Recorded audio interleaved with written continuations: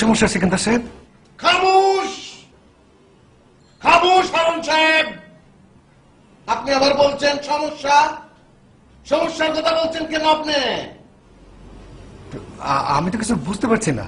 কেন আপনি কেন বুঝবেন না? হ্যাঁ, অফিস না এটা? অফিসটারে আপনি বেডরুম বানিয়ে ফেলেছেন আপনি, আবার বলেন বুঝেন না? না মানে ওই হয়েছে কি?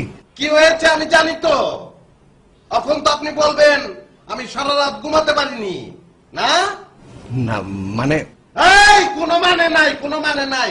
সিকান্দার বক্স কোনো মানে শুনতো না।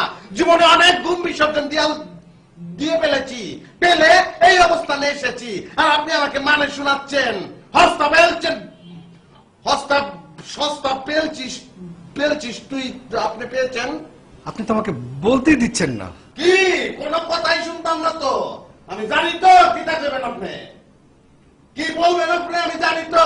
আপনি এখন বলবেন যে রাতে স্ত্রীর সঙ্গে আপনার মনোমালিন্য হয়েছে, রাস্তায় বের হয়ে গেছেন, সারা রাত ঘুমাতে পারেন নাই।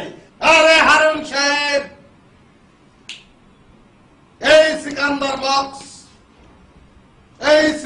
বক্স জীবনে কত রাত রাস্তায় কাটিয়ে ফেলেছে কেউ জানে না, খালি আমার মা জানে। আমার মা, আপনি আমার মা হারুন সাহেব, আমার মা। হারুন সাহেব, আমার মা আমার জন্য অনেক কষ্ট করে খাবার জোগাড় করেছে, আমাকে মাস্টার্স পাস করিয়েছে। আর আজকে আপনি না হারুন সাহেব, না এত হস্তা না, সস্তা না এত। আপনি যত চেষ্টা করেন আমার মন আপনি গোলাতে পারবেন না। তোরে কুটতেও ভাব, তুই কি মনে করছস তুই চিনস আমারে? বাইরে নিত চাটিটি খুললাম, তুই কি মনে করছস? বাইরে মাথা দুই বন্ধ করে এলাম, কুটতেও ভাব তোরে, ডুমায় ভাব তোরে, তুই কি মনে করছস?